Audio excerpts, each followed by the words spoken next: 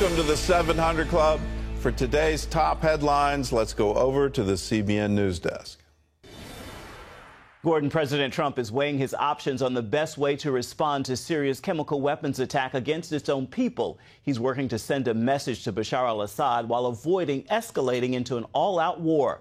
Jennifer Wishon brings us the story from Washington.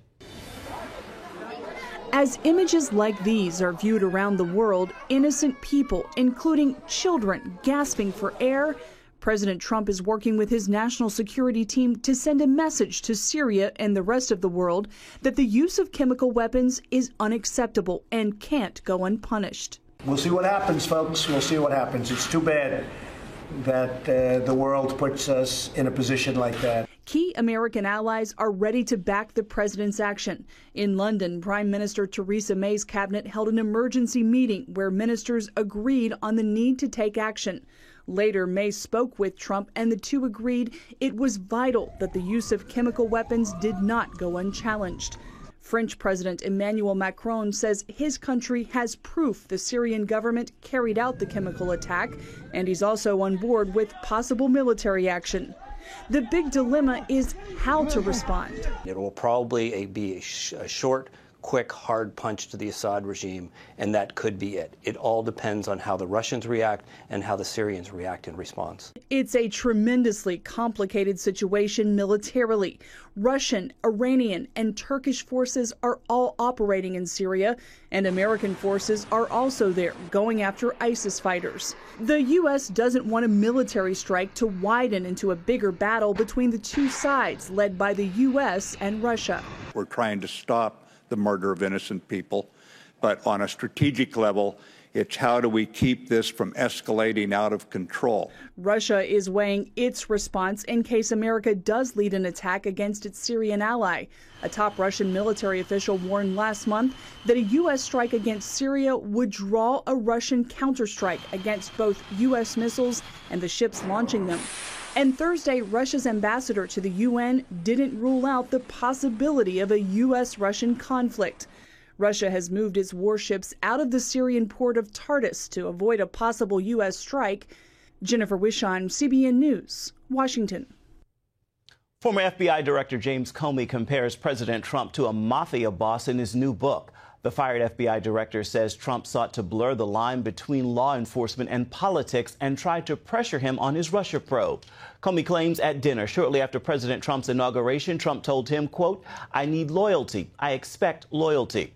Comey's book also talks about his decisions in handling the Hillary Clinton email investigation before the 2016 election.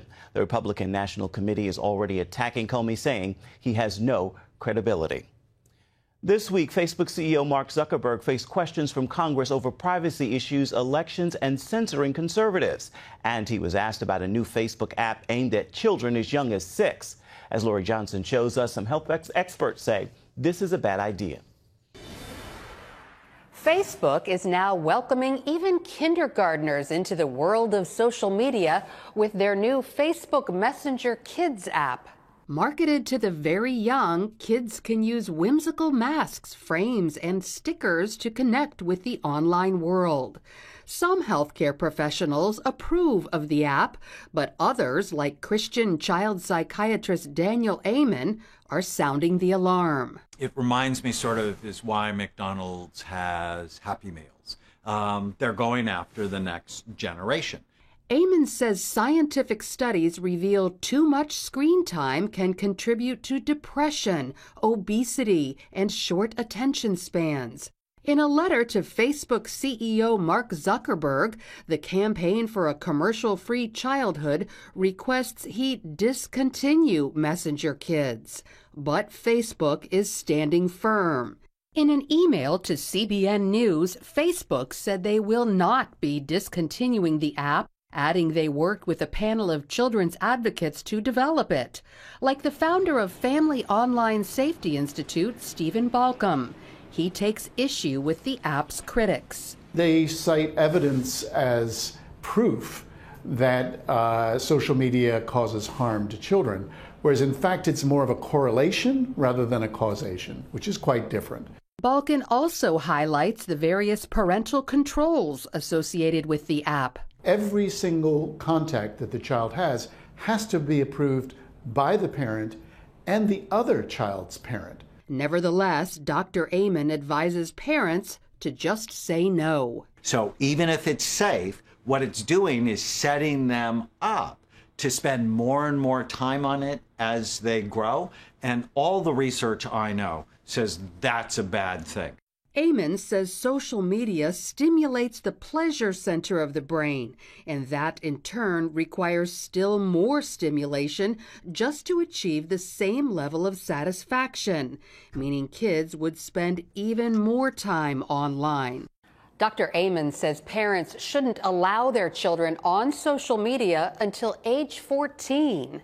And points out even then, dangers such as online predators, bullies, or posting pictures or words that could haunt them for years to come. Lori Johnson, CBN News. She worked to make people look good in her beauty salon, but then she found a better way to transform the underprivileged from the inside. Caitlin Burke has that story.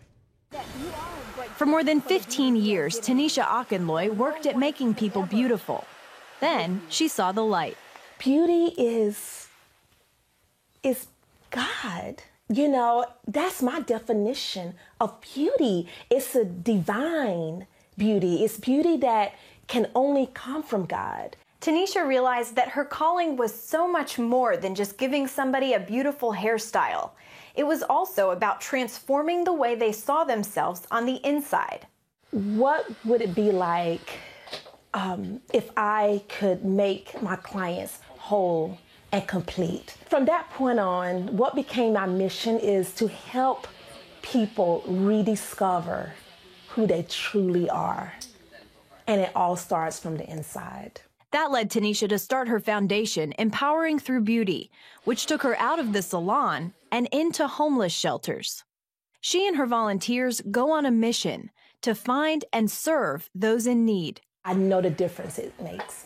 I know the difference it makes whenever you have a job interview, but you're living in a shelter and you can't afford a haircut. And while the makeovers happen, Tanisha is most interested in these women's hearts. The beauty comes from inside. If you don't know that, then just what we did today, it's not going to matter. You understand that? Yes. And you are beautiful. On any given day in the Bridgeport, Connecticut area, over 1,000 people are homeless. Empowering Through Beauty offers programs to help women get back on their feet and holds events where they receive access to services like job resources and HIV testing. In one day, we provided over 300 services for women and families. I feel beautiful for the first time in a long time, you know. I kind of just gave it a try. I let my guard down. Usually my mother does my hair. And just something to empower me. We partner with salons throughout wherever. Whoever would like to get involved with our foundation, we partner with them and we are able to send our clients from our partnering shelters to be able to go out to the salons in their community to get their hair service. To date, 99% of the women who go through the Empowering Through Beauty Women's Shelter program go on to receive housing and employment. Caitlin Burke, CBN News, Bridgeport, Connecticut. Those are today's top stories from CBN News. Gordon and Terry will be back with much more of today's 700 Club right after this.